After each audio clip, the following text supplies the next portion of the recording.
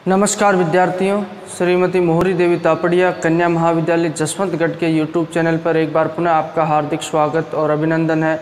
मैं प्रवक्ता चंद्र प्रकाश गुर्जर। आज की क्लास हमारी बीए प्रथम वर्ष के छात्रों हेतु इतिहास विषय की होगी। इतिहास विषय के दौरान अगर निरंतर बात की जाए तो हम मौर्योत्तर शासकों के बारे में पढ़ रहे हैं, जिसके तहत हमने देखा कि शक शासकों की शक्ति जब कमज़ोर हो जाती है और उसके पश्चात क्षत्रपों के द्वारा जो शासन किया जाता है, जिसके तहत उत्तरी भारत के शक क्षत्रप होते हैं, उसके अलावा पश्चिमी भारत के शक क्षत्रप होते हैं, जिसके तहत पश्चिमी भारत में दो वंश के शक क्षत्रपों के द्वारा शासन किया जाता है, जिसके तहत एक शहरात वंश होता है और एक चष्टन वंश होता है। चष्टन वंश के तहत हम बात कर रहे हैं जी, चष्टन के द्वारा इस वंश की स्थापना की जाती है। चष्टन के पश्चात जो जयदामन, उसके पुत्र की मृत्यु होने के पश्चात उसका पुत्र जो रुद्रदामन क्या बनता है, शासक बनता है। और रुद्रदामन के समय अगर बात की जाए तो रुद्रदामन के द्वारा जो शक क्षत्रप साम्राज्य का काफ़ी विस्तार किया जाता है पश्चिमी भारत में अगर बात की जाए। जैसा कि हमने देखा, इसके साम्राज्य विस्तार के बारे में हमने बात की।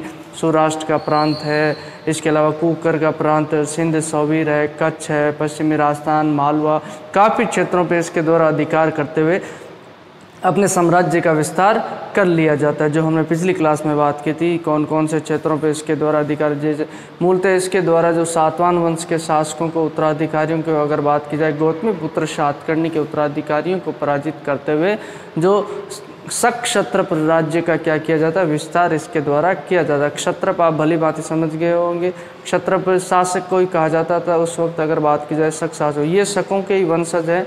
अगर बात की जाए तो रुद्रदामन भी शकों का ही वंशज है, क्योंकि इनके द्वारा जो अपने अभिलेखों में जो संवत प्रयुक्त किया गया है, वो संवत कौन सा है, शक संवत इनके द्वारा प्रयुक्त किया गया है। तो आज हम बात करने वाले हैं रुद्रदामन के शासन प्रबंध की। शासन प्रबंध की जो थोड़ी बहुत हमें जानकारी मिलती है, तो अभिलेखों के माध्यम से हमें जो जूनागढ़ का अभिलेख है वो काफ़ी महत्वपूर्ण। रुद्रदामन की अगर बात की जाए तो इसी अभिलेख पे जो अशोक के अभिलेख खुदा हुआ है, उसी के नीचे जो रुद्रदामन के द्वारा भी अपना जो क्या खुदवाया जाता है, अभिलेख खुदवाया जाता है, जिससे हमें पता चलती है। बात की जाए कौन कौन से क्षेत्रों पे इसके द्वारा अधिकार किया जाता है, उसके अलावा जो इसकी शासन प्रबंध व्यवस्था के बारे में हमें जानकारी प्राप्त होती है इसी अभिलेख से। जूनागढ़ अभिलेख से जो बात की, जूनागढ़ कहाँ है, गुजरात में स्थित है, ठीक है। तो इसका बहुत बड़ा साम्राज्य हो गया था। कई क्षेत्रों पर इसके द्वारा जो सैन्य अभियान करते हुए जो अधिकार कर लिए जाते हैं, सातवाहन वंश के शासकों को पराजित करके उनसे छीन के अपने साम्राज्य में मिला लिए जाते हैं।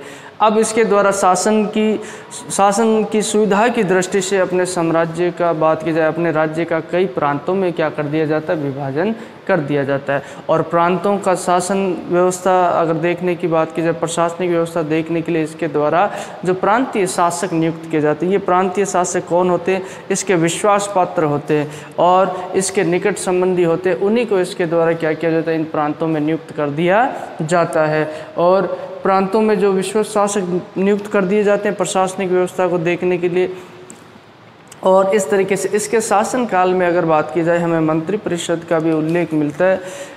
अगर बात की जाए जूनागढ़ अभिलेख से और अन्य स्रोतों से बात की जाए, ये जो राजा मंत्रिपरिषद का कार्य क्या होता है, शासक को सलाह देना, परामर्श देना और यही जो शासन में उसकी सहायता करना। इसी तरीके से बात की जाए, रुद्रदामन के समय भी मंत्रिपरिषद का अस्तित्व हमें देखने को मिलता है। और मंत्रिपरिषद के दो वर्ग हमें देखने को मिलते हैं, एक तो मति सचिव और एक कर्म सचिव। अब इनका कार्य क्या क्या होता है, अलग अलग कार्य होता है। मति सचिव है, ये क्या करेंगे, परामर्श देंगे। क्या देंगे, राजा को परामर्श देंगे कि किस तरीके से उसको कार्य करना चाहिए, क्या नहीं करना चाहिए, क्या करना चाहिए। इन्हीं बातों के बारे में ये परामर्श देते हैं। मति सचिव के जो सदस्य हैं, मंत्रिपरिषद में सदस्य होते हैं। तुम देखो कोई भी शासक हो, चाहे वर्तमान समय में प्रधानमंत्री, इनके द्वारा भी मंत्रिपरिषद की सहायता से क्या किया जाता है, शासन किया जाता है, चाहे गणतांत्रिक व्यवस्था हो, चाहे राजतंत्रात्मक व्यवस्था हो, ठीक है। तो एक थे कर्म सचिव। अब इनका कार्य क्या था, जो नीतियाँ और योजना बनाई जाती थी, उन नीतियों का क्रियान्वयन कौन करेगा, ये कर्म सचिव करेंगे। किसका क्रियान्वयन करेंगे, नीतियों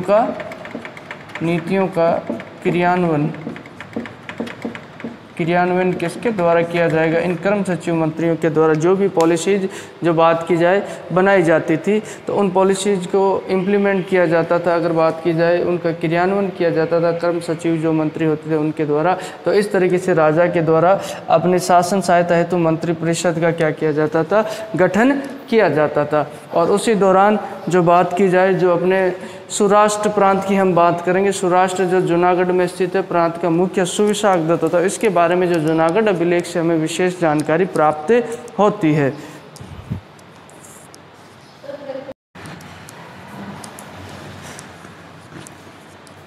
प्रांतों में जो अलग अलग शासक नियुक्त किए जाते हैं, जो रुद्रदामन के द्वारा प्रांतीय शासन व्यवस्था को देखने के लिए, जिसके तहत जूनागढ़ अभिलेख में जो हमें विवरण मिलता है, जूनागढ़ जो सौराष्ट्र का अभिलेख है, जूनागढ़ में जो सौराष्ट्र में इनका प्रांतपति होता है वो कौन होता है? सुविशाख दत्त होता है, जिसके बारे में हमें विशेषतः जानकारी मिलती है। और रुद्रदामन के समय की जो महत्वपूर्ण घटना की बात की जाए तो जो सुदर्शन झील है, उस सुदर्शन झील का जो पुनरुद्धार जो बात की जाए रुद्रदामन के द्वारा करवाया जाता है। सुदर्शन झील के इतिहास के बारे में थोड़ा सा देख लेते हैं हम।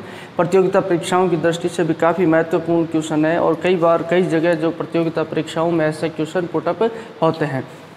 तो ये सुदर्शन झील है जो बात की जाए जूनागढ़ में हमें मिलती है। इसका जो निर्माण शुरुआती तौर पे बात की जाए सिंचाई हेतु करवाया जाता है। चंद्रगुप्त मौर्य के समय जो उसका गवर्नर होता है, प्रांत का अधिकारी होता है और प्रांत का प्रशासक जो मुख्य होता है, पुष्यगुप्त के द्वारा इस झील का निर्माण करवाया जाता है। पानी जो बात की जाए खेतों की सिंचाई हेतु।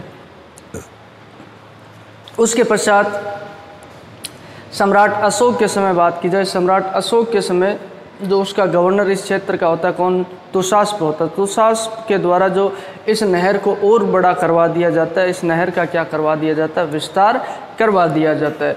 तो उसके पश्चात जब रुद्रदामन शासक बनता है, इस क्षेत्र का बात की जाए, रुद्रदामन के साम्राज्य का भाग ये क्षेत्र बन जाता है। तो रुद्रदामन के द्वारा जो इस प्रांत में सुविशाख दत्त को क्या किया जाता है? नियुक्त किया जाता है प्रांतपति। अब उसी समय कहते हैं कि इस झील के बांध में क्या आ जाती है? दरार आ जाती है।